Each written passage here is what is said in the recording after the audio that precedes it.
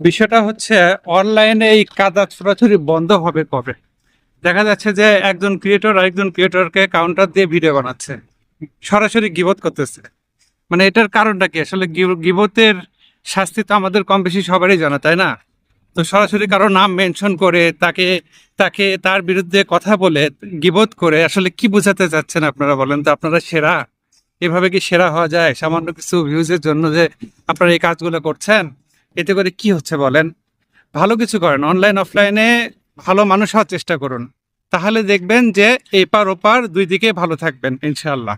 শুধুমাত্র মানুষের গিবত করে, এই যে একজন একজনকে কাউন্টার দিয়ে ভিডিও বানিয়ে এভাবে প্রচার করে দেখা যাচ্ছে নিজেদের তো খারাপ হচ্ছে, মানুষজন আপনাদের কাউকেই কিন্তু ভালো বলছে না।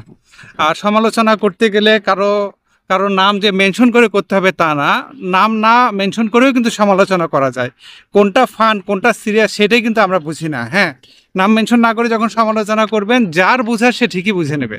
কিন্তু আমরা সরাসরি এখন কাউন্টার দিচ্ছি, এটা আসলে কতটা সঠিক আপনারা এই ভিডিওর কমেন্টে জানাবেন। আমি ছোট মানুষ, আমার কথার মধ্যে ভুল থাকতে পারে, আমি যে কথাগুলো এতক্ষণ বলেছি এগুলো যদি ভুল ত্রুটি হয় অবশ্যই ক্ষমা করবেন, ঠিক আছে?